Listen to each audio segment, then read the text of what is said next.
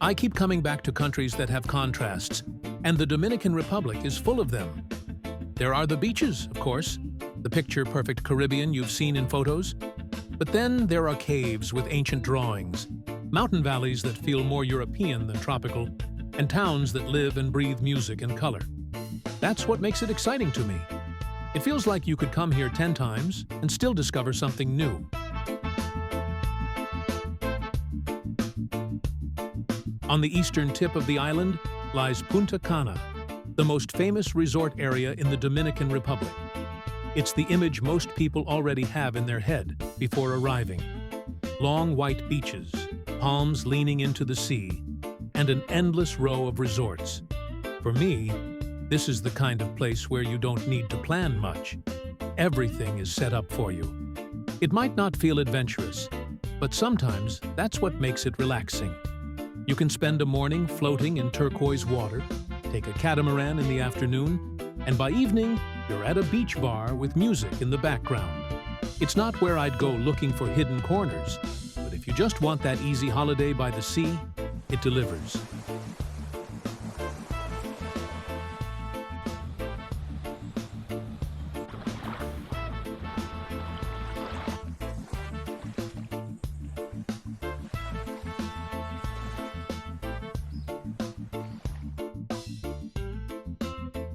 Playa Rincón has become one of my favorite beaches. It's not easy to reach. You'll have to go either by boat or with a dirt road vehicle. But there's something about the length of the sand and the way the palms lean into the sea that feels genuinely untouched.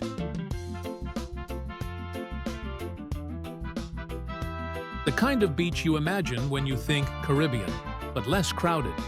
If you want an untouched paradise without the resort crowd or much of modern amenities, Rincón Beach is the place.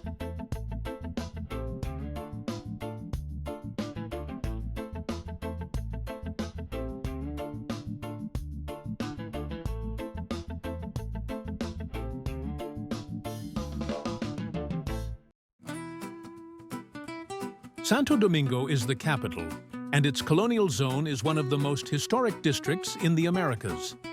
This is the first permanent European settlement in the New World, founded by Christopher Columbus's brother in the late 1400s. It's a UNESCO World Heritage Site today, and walking its cobblestone streets takes you past stone cathedrals, fortress walls, and plazas where history seems close at hand. Primada de América, the very first cathedral in the Americas, still stands at the heart of the district. Cafes, small shops, and museums fill the neighborhood, blending centuries of history with everyday life.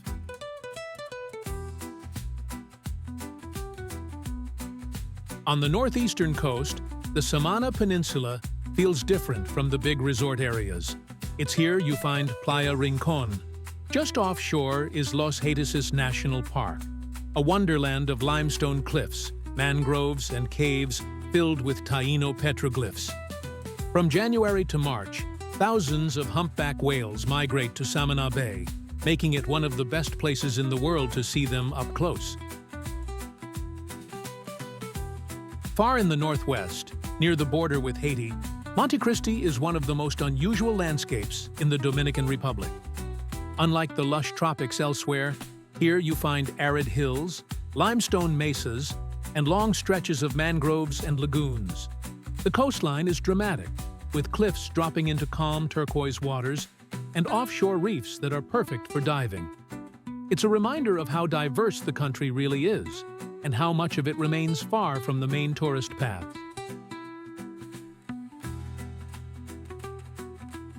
High in the central mountains, Bayahibe National Park lies over 2,000 meters above sea level. Known as the Dominican Alps, this region is cool year-round, with pine forests, rolling valleys, and farmland that feels more like Europe than the Caribbean. Farmers here grow strawberries, vegetables, and flowers in fields that spread across the valley floor. Trails lead into the forests, and the air is crisp and refreshing, a sharp contrast to the tropical coasts just a few hours away.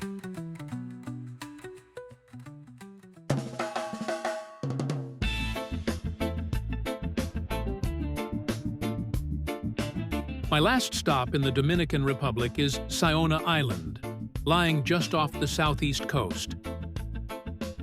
To reach it, you take a boat from Bayahibe, or La Romana, usually a short and beautiful ride through shallow turquoise water. The island belongs to Cotubanamá National Park, which has helped keep its beaches natural and unspoiled. Saona is best known for its long stretches of sand, the palm groves behind them, and the famous natural pool out at sea, where the water is so clear that starfish are visible under your feet. During the day, tour boats bring visitors here, but with the coastline stretching for miles, you can always find space of your own.